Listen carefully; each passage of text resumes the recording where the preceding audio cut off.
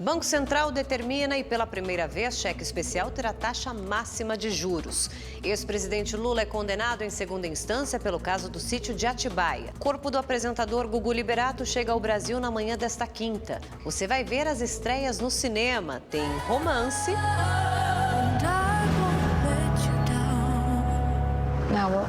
e filme nacional. Uma parceria inusitada no universo da música, Ozzy Osbourne e Post Malone.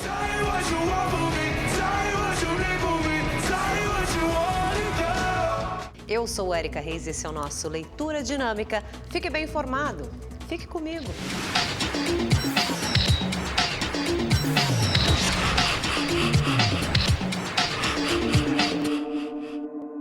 Olá, boa noite. O ex-presidente Lula foi condenado em segunda instância pelo caso do sítio em Atibaia. A pena foi aumentada para 17 anos de prisão.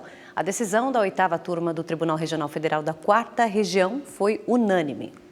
Primeiros desembargadores rejeitaram os pedidos da defesa do ex-presidente para que a sentença fosse anulada. Em fevereiro, Lula foi condenado a 12 anos e 11 meses de prisão em primeira instância por corrupção e lavagem de dinheiro no caso do sítio. Para o relator, desembargador João Pedro Gebran Neto, o fato de haver cópias de trechos de outra sentença não interferiu no processo e a ordem de apresentação das alegações finais não prejudicou o ex-presidente. Sobre o mérito da ação, o relator votou por manter a condenação por corrupção e lavagem de dinheiro, por entender que Lula se beneficiou de reformas no sítio bancadas pelas empreiteiras Odebrecht e OAS, mesmo não sendo proprietário do imóvel. O desembargador também votou pelo aumento da pena para 17 anos. Infelizmente, a responsabilidade do ex-presidente Lula é bastante elevada, ocupava o grau de máximo dirigente da nação brasileira. O que havia era a expectativa de que se comportasse em conformidade com o direito, mais do que se comportasse em conformidade com o direito, que coibisse ilicitudes, e ao revés disso, o que se verifica nesses casos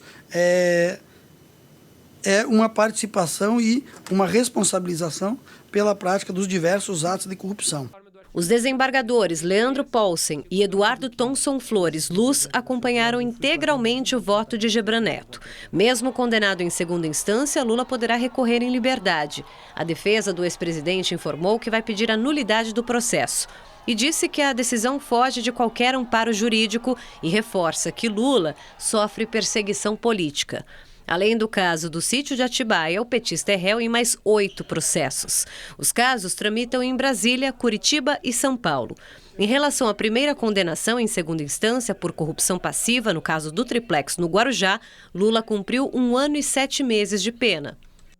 O Supremo Tribunal Federal já formou maioria pela aprovação do compartilhamento de dados financeiros sigilosos com o Ministério Público. O julgamento foi suspenso novamente e será retomado nesta quinta-feira. Agora falta definir se as informações poderão ser detalhadas ou se a decisão só vale para dados gerais. O ministro Luiz Fux foi o último a votar e defendeu o compartilhamento total. Antes dele votaram os ministros Edson Fachin, Luiz Roberto Barroso e Rosa Weber. Todos seguiram o voto do ministro Alexandre de Moraes, primeiro a divergir do ministro Dias Toffoli, que na semana passada votou pela troca de informações apenas genéricas. Ao defender o compartilhamento detalhado de dados, o ministro Barroso disse que isso é fundamental para combater os crimes de colarinho branco. Ele criticou quem tenta usar decisões judiciais para impedir investigações. Ainda faltam 5 ministros para votar. O julgamento ocorre depois que, em julho, o ministro e presidente do STF, Dias Toffoli, suspendeu todas as investigações em curso do Ministério Público que tivessem utilizado dados detalhados por órgão de controle sem autorização judicial. O ministro atendeu a um pedido do senador e filho do presidente da República, Flávio Bolsonaro, que era investigado pelo Ministério Público do Rio de Janeiro. Os juros do cheque especial terão pela primeira vez uma taxa máxima, será de 8% ao mês. Essa informação é do Banco Central. A decisão foi tomada durante uma reunião do Conselho Monetário Nacional e já entra em vigor no dia 6 de janeiro do ano que vem. Hoje quem define os juros são os próprios bancos, o que é pior para a gente, né? No entanto, o Banco Central liberou também a cobrança de uma tarifa pelos bancos para disponibilizar o cheque especial. E pelo terceiro dia seguido, o preço do dólar bateu recorde. A moeda fechou o dia cotada a R$ 4,25. A alta influenciou também no preço da gasolina. Segundo a Petrobras, o aumento de 4% também está atrelado ao reajuste do preço do barril de petróleo no exterior. O valor do diesel se manteve estável. Policiais foram flagrados agredindo moradores numa comunidade da Zona Norte de São Paulo. O caso aconteceu no dia 13 de outubro, mas só agora o vídeo foi divulgado. Um policial aparece agredindo uma vendedora de 45 anos e o filho dela de 24 com um skate.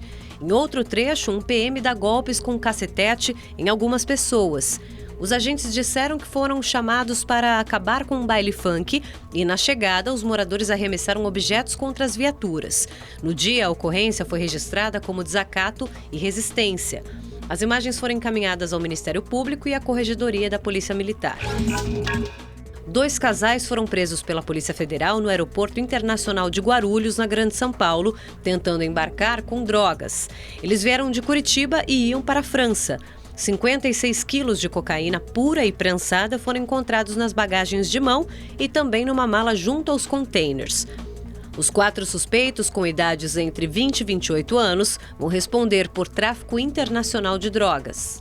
110 homens suspeitos de pertencer à facção criminosa PCC foram detidos em 8 estados brasileiros durante a Operação Flashback. Só em Alagoas foram cumpridos 66 mandados de prisão. A operação também aconteceu em Tocantins, Pernambuco, Sergipe, Mato Grosso do Sul, São Paulo, Minas Gerais e Paraná. Os presos são acusados de execuções, sequestros, tráfico de drogas e assaltos.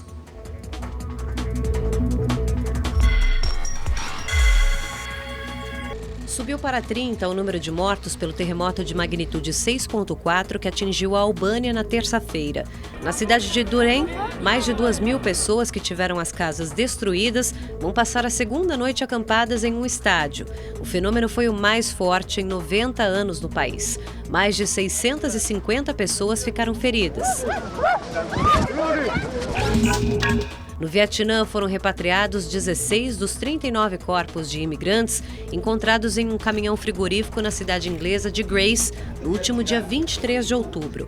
Ao chegar a Hanoi, os caixões foram transportados em ambulâncias. Familiares prestaram homenagens e fizeram vigílias. Os 31 homens e 8 mulheres, com idades entre 15 e 44 anos, teriam pago para entrar ilegalmente na Europa. O motorista do caminhão e outras 3 pessoas foram detidos. Na região de Cusco, no Peru, 7 pessoas morreram e 30 ficaram feridas em um acidente de ônibus. O coletivo saiu da pista e despencou em um barranco de 50 metros de altura. A maioria dos passageiros eram crianças de um mesmo colégio. O motorista foi detido por dirigir acima da velocidade permitida. Em Linkan, na China, um túnel que estava em construção desabou numa rodovia. 13 homens que trabalhavam ali na obra ficaram soterrados. 6 deles foram resgatados com vida e 5 não sobreviveram. Foram horas ali de trabalho dos bombeiros e a causa agora desse desabamento é investigada.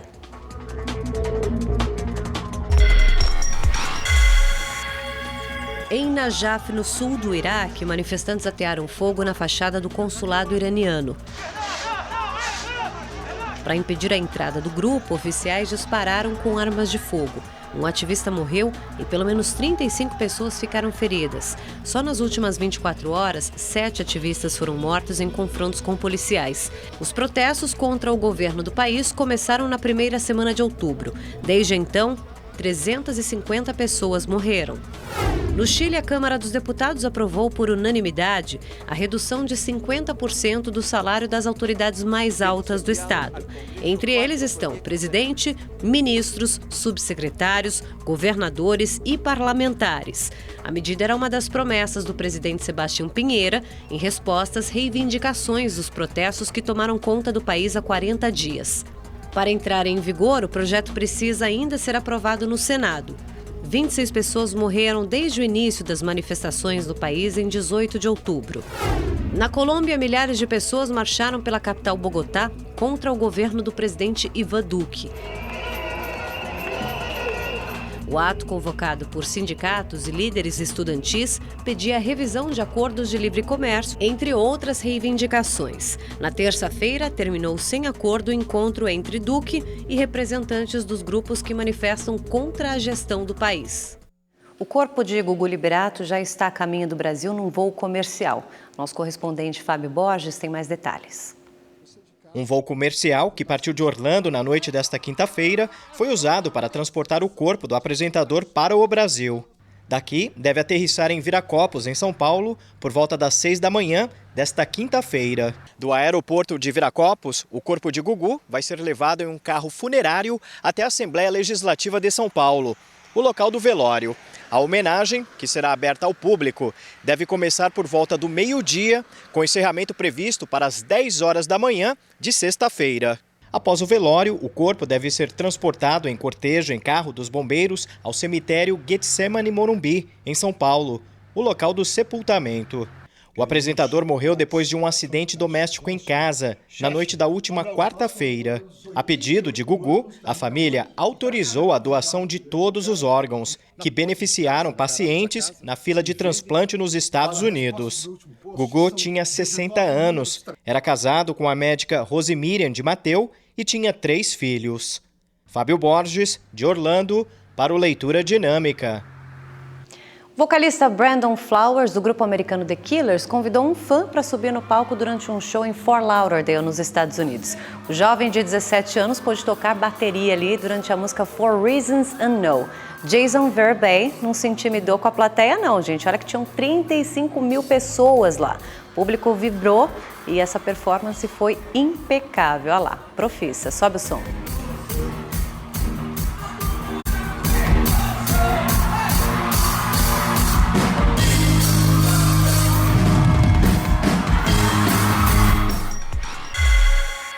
Quinta-feira tem estreias nas telonas de todo o país. Last Christmas I was really sick and almost died. E para os românticos de plantão, uma boa dica é Uma Segunda Chance para Amar. A comédia, protagonizada por Emilia Clarke e Henry Golding, conta a história de Kate. Ela é uma jovem funcionária de uma loja de itens de Natal que vive uma crise existencial. Sempre toma decisões erradas, parece que nada dá certo. Since you came back, just like you don't care about anything. Até que ela passa a enxergar o lado bom da vida quando conhece Tom. É uma história que reforça muito a importância de sentir amor próprio. O longa foi dirigido por Paul Feig e escrito pela vencedora do Oscar, Emma Thompson, que também interpreta a mãe da jovem.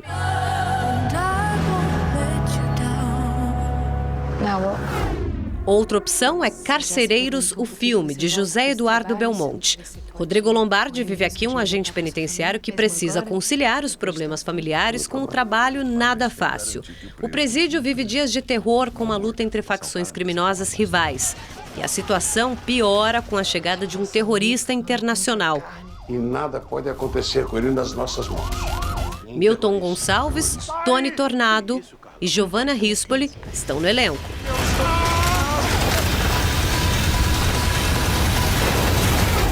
Tem Bonnie Bears, aventura em miniatura. Os irmãos Bonnie resolvem experimentar sua mais nova invenção. Fomos encolhidos! A partir daí, eles embarcam numa jornada para tentar voltar ao tamanho normal. A dupla ainda luta contra a poluição que está destruindo o ecossistema. O filme é bem fofinho. Olha aquilo! Poderia comer você!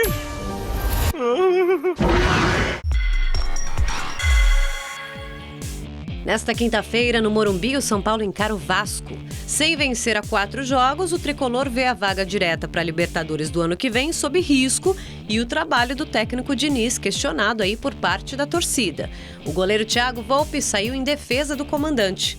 Sou um suspeito para falar do Diniz, porque particularmente é o melhor treinador que eu peguei na minha carreira até hoje. A gente que está trabalhando todo dia com ele e que tem esse convívio diário, sabe que muitas coisas que estão sendo ditas não são verdade quanto ao trabalho dele. O Palmeiras enfrenta o Fluminense no Maracanã. Antes da viagem para o Rio de Janeiro, um grupo de torcedores protestou em frente à academia de futebol. Um deles estava vestido de banana de pijama, personagem de um seriado de grande sucesso dos anos 90. Eles também usaram máscaras do diretor Alexandre Matos e do presidente Maurício Gagliotti, principais alvos aí da manifestação. A Justiça brasileira cobra mais de 88 milhões de reais de Neymar, referentes a multas e impostos. O fisco aponta irregularidades em negócios envolvendo o jogador entre 2011 e 2013. O processo inclui a transferência do atleta para o Barcelona, quando o craque e seus representantes teriam recebido 40 milhões de euros. A defesa de Neymar admite o pagamento de mais de 8 milhões de reais em impostos atrasados. E o Jorge Jesus se tornou unanimidade no Flamengo. O técnico português conquistou o Brasileirão, a tão sonhada Libertadores, só que a lua de mel entre treinador e torcida pode estar aí já com os dias contados. Primeiro foi o jornal inglês The Telegraph. A diretoria do Everton, clube de Liverpool, quer contar com Jorge Jesus já a partir de janeiro. Em Portugal, várias publicações trazem nesta quarta-feira a informação que o português mais amado no Brasil na atualidade pode estar dando adeus ao país. O Jornal de Notícias, um dos mais tradicionais de Lisboa, afirma que o treinador vai deixar o Flamengo, mas só depois do Mundial de Clubes, que acontece mês que vem no Catar. Uma pista para isso foi a entrevista que ele deu na última segunda-feira, ao ser homenageado no Rio de Janeiro. Se for pelo coração, claro que eu tinha que ficar no Flamengo. O contrato de Jorge Jesus com o Flamengo vai até junho do ano que vem, mas uma cláusula permite que ele saia agora em dezembro, sem ter que pagar qualquer indenização. As conversas entre o empresário de Jorge Jesus e a diretoria do Everton estão bem adiantadas, uma vez que ele não considera tão atrativo assim disputar o Estadual do Rio a partir de janeiro. Por outro lado, assumir o comando de um time no badalado e milionário campeonato inglês pode significar um grande passo na carreira do português. O sucesso meteórico no Brasil, o estilo de futebol arrojado e os títulos do Brasileiro e da Libertadores fizeram o mundo da bola olhar para este português de 65 anos, que até então só tinha conquistado campeonatos dentro de Portugal. O Everton atualmente é dirigido por outro treinador português, Marco Silva, e este ano faz uma campanha irregular. Jesus nunca escondeu que seu objetivo é comandar um projeto audacioso que lhe dê condições de brigar com os grandes da Europa. Resta saber agora se Jesus vai tentar brilhar em outro canto do mundo. Peterson Isidoro de Lisboa para o Leitura Dinâmica. E no outro jogo da noite, na Arena da Baixada, em Curitiba, o Atlético Paranaense venceu o Grêmio por 2-0. O André Sanches, presidente do Corinthians, precisou ser internado. O dirigente foi levado ao hospital depois da pressão dele subir, só que, segundo o Timão, o estado de saúde de Andrés não preocupa. Em março desse ano, o Cartola ficou 10 dias sob cuidado médico em razão de uma encefalite viral. Olha só, o governador de São Paulo, João Dória, participou nessa noite do aniversário de 60 anos da Câmara Brasil-Israel de Comércio e Indústria. Dória foi homenageado pelos esforços para promover a aproximação entre os dois países e também por ajudar a promover o intercâmbio científico, tecnológico e na área de pesquisa e desenvolvimento. A Câmara Brasil-Israel foi criada em 1959 e ajuda a fortalecer as relações comerciais e culturais. E uma parceria bem inusitada, o roqueiro Ozzy Osbourne e Post Malone. Eles cantam juntos ali Take What You Want, esse single aqui que está no último álbum de Malone, chamado Hollywood's Bleeding. É assim que eu me despeço nessa noite. Boa noite, bom descanso e a gente